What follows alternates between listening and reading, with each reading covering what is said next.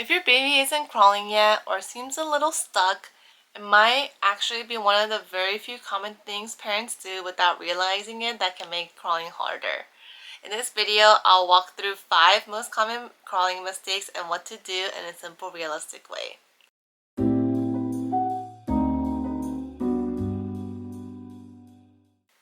Welcome back to the Kind Mama Club. Here you'll find strategies and activities for your little one, hit those developmental milestones, as well as sharing my experiences as a first-time mom. I'm Gumi, a pediatric occupational therapist, and today we're going to be talking about what might be getting in the way of crawling and how to gently support your baby instead. Number 1, you've probably heard me say it over and over again if you've been watching my other videos, but it's too much time in containers. Things like swings, bouncers, activity centers, floor seats. These can be helpful in small, very short amounts, but when babies spend a lot of time with them, they miss opportunities to move freely.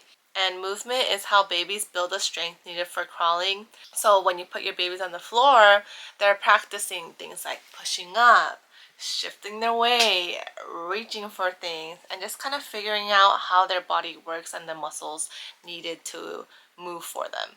So if you have these containers, don't worry, you don't have to like chuck it or anything. Just be mindful about how much time you're giving them floor play and container play.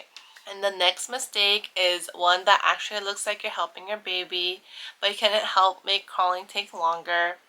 And that's when a lot of parents do tummy time in the early months, and once their baby starts sitting or things like that, they slowly stop tummy time.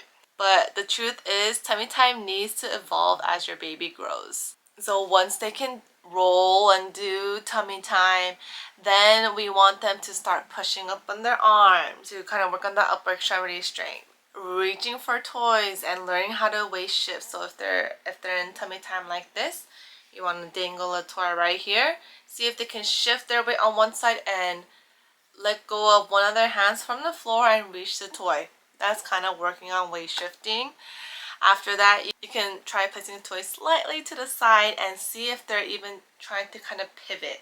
So from here to even here, just kind of pivoting, and then eventually we want them kind of pivoting in a circle like a clock, like the whole way, both right and left sides. And these are the exact movements that lead into crawling. And mistake number 3 is helping too much, because when we see our baby struggling, our instinct is to jump in and help, which is totally normal, and it comes from a really loving place. But when babies are often helped through movement right away, they miss out on problem-solving skills, trial and error, and building strength through effort.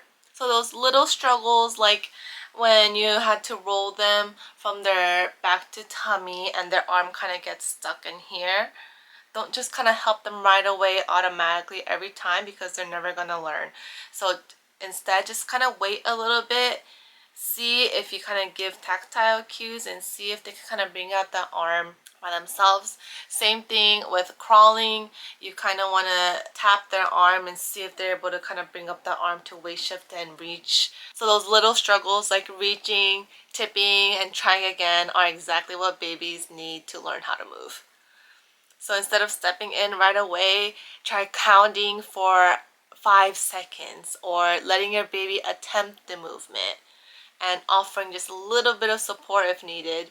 You're still helping, but you're just giving them a little more space to learn by themselves. Mistake number 4 is not encouraging movement, which is when toys are kind of placed right within reach, right here. And while that keeps babies happy, it doesn't always motivate movement, because why do they have to move if everything's within reach? Babies move when they're curious, or sometimes they don't want to be in that position. So, but small changes can make a big difference, like placing toys a little bit out of reach, changing positions throughout the day, and creating little opportunities to explore. And we just want them to kind of think like, I want that, and how do I get there?